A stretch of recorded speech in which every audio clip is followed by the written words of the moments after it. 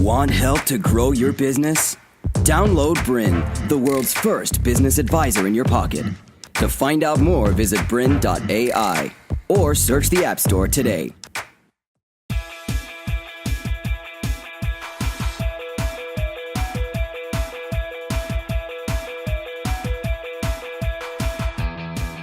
Hi there, my name's Jane Anderson. I'm essentially a communications expert, and I've spent the last 10 years helping people position and market themselves, particularly those people who are experts in their field. And so I'm obsessed about one thing, and that is lead generation. Because what I find when I'm out working with clients is that they say, you know, there's all these clients out there, I know that there's the possibility to work with them, how do we just access them? So in that time, I've spent most of that time working with LinkedIn, and it's such an incredible tool to be able to help people access those ideal clients. So what I find is that I'm probably a bit different than perhaps others who speak in this space or run workshops and things.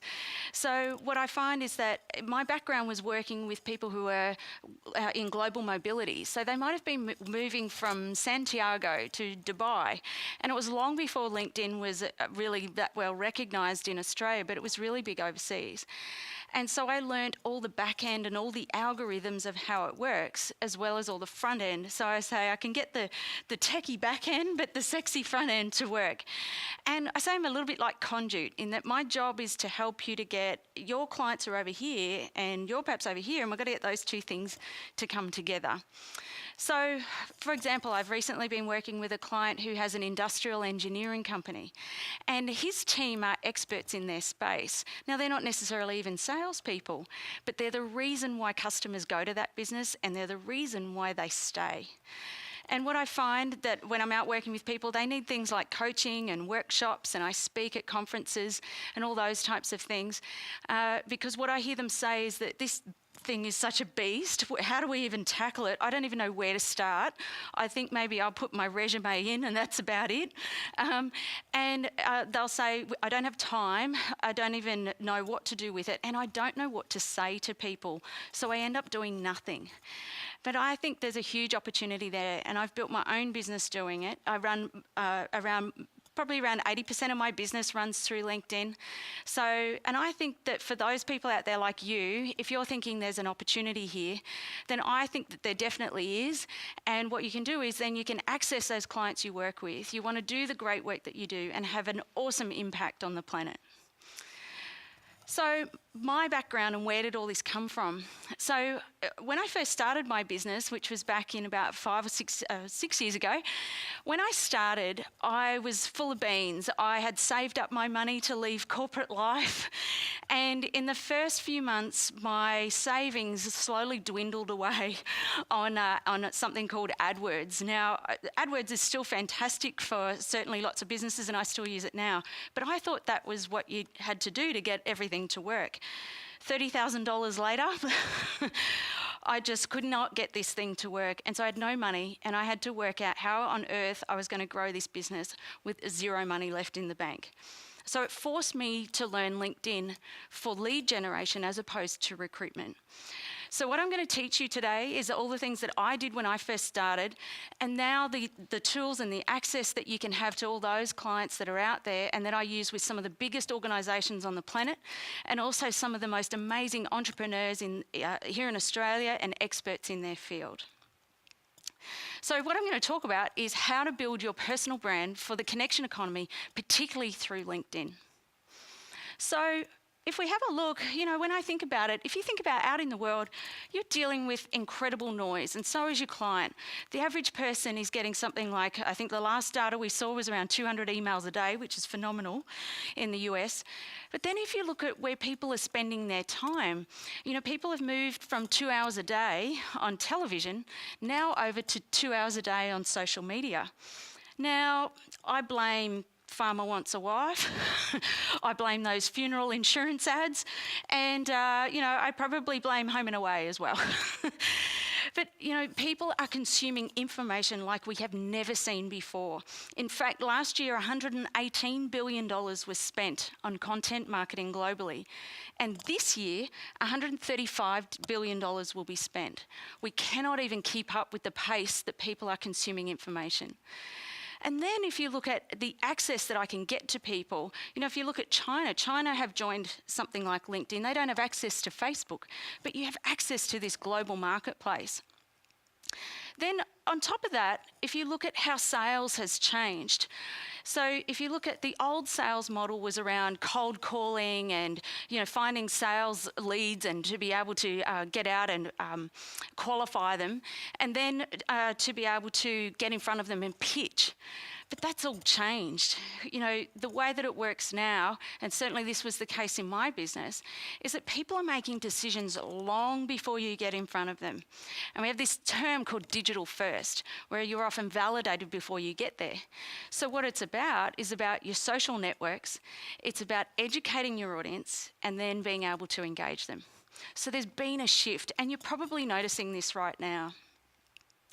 And then if you look at the data, if you look at around 72.6% of salespeople have for those people, they've included a digital strategy or part of LinkedIn or social selling as part of their sales process. So those people have been able to be able to close their leads and to be able to sell more. And then, if you look at, for those people who have integrated, around 23% of those people who have integrated social media as part of their strategy, they've been able to exceed their quotas even more.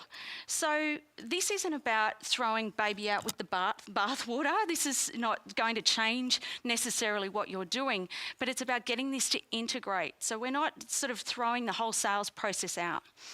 And I think if you think about the access that people want, for example, I can go and jump online and I can access a course with Dustin Hoffman for $90 and I can learn from him in the comfort of my own lounge room.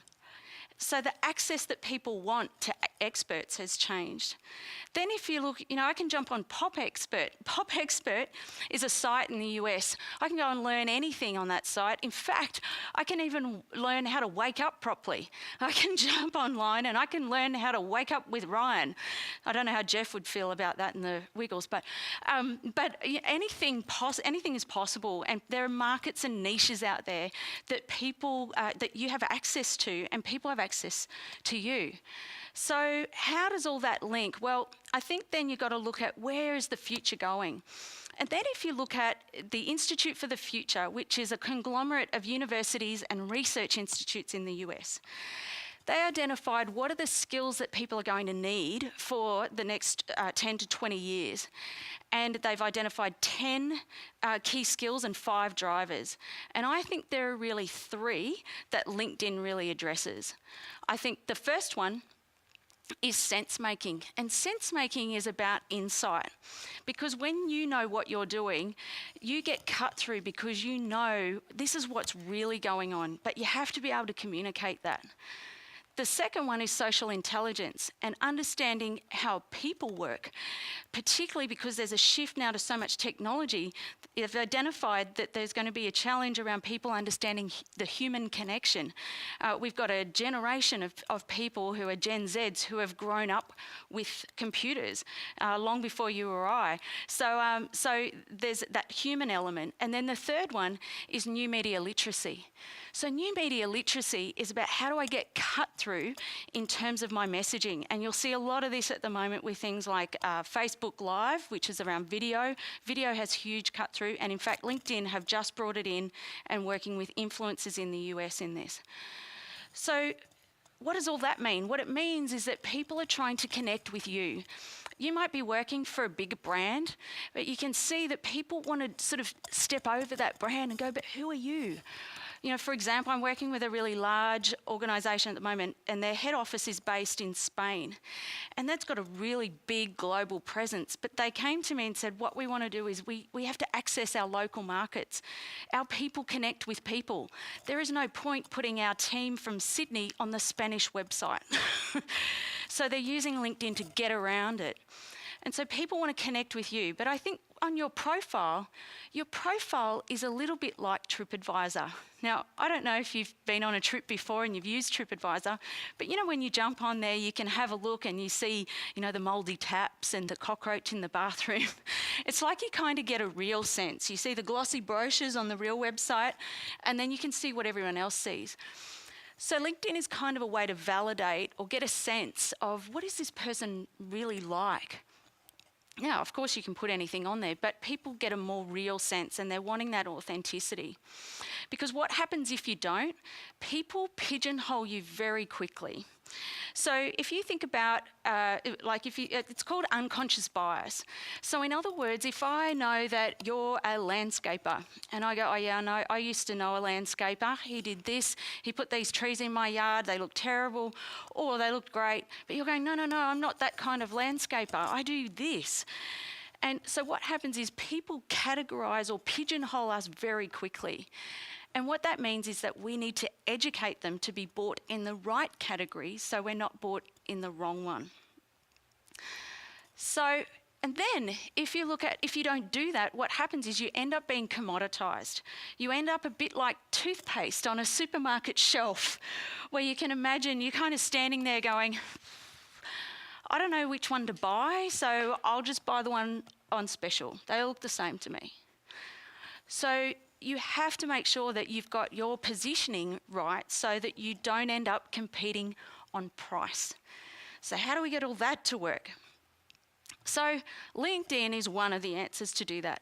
Now, I don't think that LinkedIn is necessarily for everybody, but I think that there is a huge opportunity and it's untapped because it seems so complex. But it's probably a little bit easier than you might think if you take a little bit of time to just have a look. So, for example, if I think we do have a problem in this country, in Australia. The challenge is we have this thing called the tall poppy. It's not cool to stand out. It's not cool to say, look at me, Kimmy, look at me. So, but you end up with kind of what I see are two profiles, and I think this goes against our business growth in this country. The first profile you see is probably a tall poppy. And I probably call these ones, you know, they're like so overselling you, they probably just need a real smackdown. Or you've got the other end of the scale where I call these ones a Sally Robbins. I don't know if you remember Sally Robbins in the Olympics, and this was back in 2004. And she was rowing, and she gave up at the last minute, and she let the blade go, and she laid back. Now, Will Anderson, the Australian comedian based in Melbourne, said, everyone's been saying that is like the most un-Australian thing that I could ever imagine. And he said, do you know what? I reckon that's the most Australian thing I think I've ever seen. And he said, who else doesn't go, bugger it, that'll do. So I think we see two profiles. We see the smackdown, the tall poppy, where we want to cut them down, or we see the Sally Robbins, where they go, bugger it, I'll just upload my profile, I don't know what to put in it, so that'll do. But we've got to get somewhere in the middle so that we can educate our audience and to be able to maximise it to its potential. But what this is all about, it's all about impact. We have got to hit people between the eyes, because at the end of the day, they don't care, they're not listening, and you don't matter. And I mean that in the kindness of my heart, but that's something that my mentor often says to me, and he's so right. And so what we've got to do is stand out really quickly, and I'm going to show you how. So there are a couple of reasons why this is so important for you and your business and for its growth. The first one is that 90% of a purchasing decision is made before a customer even calls you. Isn't that incredible? So there's a lot of decision making made before you even hear from people. And secondly, to continue enjoying this presentation, download BRiN, the world's first business advisor in your pocket. To find out more, visit BRiN.ai or search the App Store today.